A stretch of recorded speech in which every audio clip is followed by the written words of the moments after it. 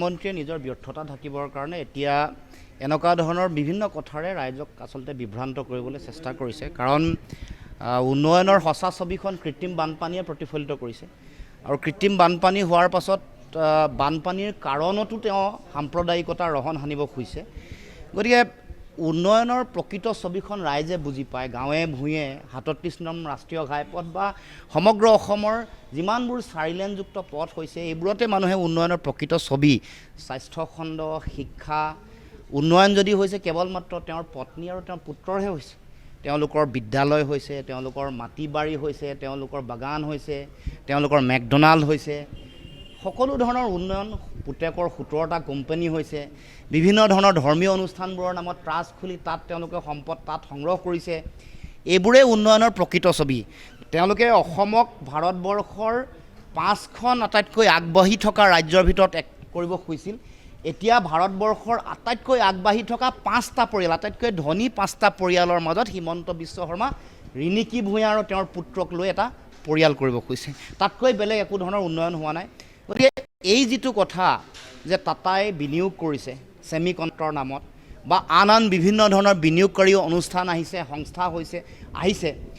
এইটোক তেওঁলোকে বাধা দিয়াৰ কাৰণটো তেওঁলোকে আলফা বুলি তেওঁলোকে ক'ব খুজিছে কিন্তু তেওঁলোকৰ নিজৰ যিটো ব্যৰ্থতা তেওঁলোকৰ প্ৰশাসন পুলিচ তেওঁলোকৰ চোৰাংচোৱা সংস্থা মুখ্যমন্ত্ৰী গৃহমন্ত্ৰীৰ দায়িত্বত থকা মুখ্যমন্ত্ৰী তেওঁলোক যে চূড়ান্তভাৱে ব্যৰ্থ প্ৰশাসনৰ যিটো ফুপুলা স্বৰূপ ইয়াত চৰকাৰহীনতা গৃহমন্ত্ৰী হিচাপে নিজৰ অদক্ষতা আৰু অকমন্যতা যে অতি শক্তিশালী ৰূপত প্ৰতিফলিত হৈছে এইটো আমি সকলোৱে দেখিবলৈ পাইছোঁ গতিকে নিজৰ ব্যৰ্থতা ঢাকিবৰ কাৰণে দুখ বেলেগৰ ওচৰত জাপি দিব খুজিছে গতিকে স্বাধীনতা দিৱসৰ দিনটোতে যদি ২৫টাকে বোমা ইয়াত সংস্থাপিত কৰিব পাৰে তেওঁলোকে গম নাপায় আৰু আলফাই কৈ দিব লগা হৈছে তালিকা দি আমুক আমুকত আছে তালিকা দিয়াৰ পিছতো তেওঁলোকে বিচাৰি পোৱা নাই তেওঁলোকে বিচাৰি যাওঁতে তেওঁলোকৰ বোমা নিষ্ক্ৰিয় কৰা মানুহ যে নাই কেৱল মাত্ৰ জেউৰা খুটি লৈ যাব লগা হৈছে আন আপোনালোকে বাইক চলাই থাকোঁতে হেলমেট পিন্ধি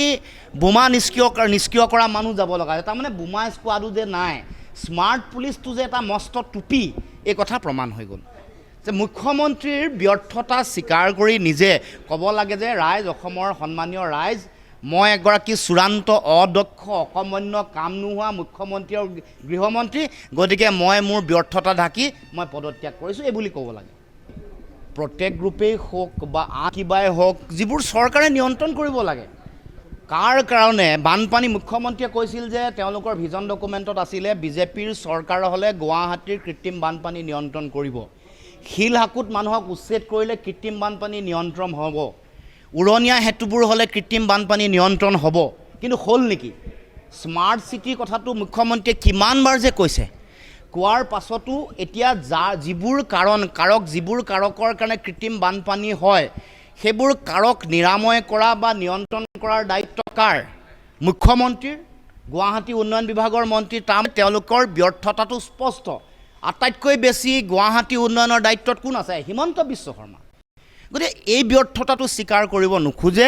নুখুজি তেওঁলোকে বিভিন্ন ধৰণৰ এবাৰ যদি বেলেগ কাৰোবাক লক্ষ্য কৰি লৈছে সাম্প্ৰদায়িকতা এবাৰ বেলেগ কাৰোবাক প্ৰত্যেক গ্ৰুপৰ মালিক কোন মালিকটো অশোক সিংঘালৰ কাৰণে যদি গুৱাহাটীত কৃত্ৰিম বানপানী হৈছে অশোক সিংঘালক মন্ত্ৰীৰ পৰা কিয় খেদাব পৰা নাই কিয় তেওঁ শাস্তি ব্যৱস্থা গ্ৰহণ কৰিব পৰা নাই আটাইতকৈ বেছি বিশ্বস্ত মন্ত্ৰীগৰাকীয়ে অশোক সিংঘালৰ যোগেদি যিমান কৰিব লগা কাম কাজ কৰি থাকে কমিশ্যনৰ কথা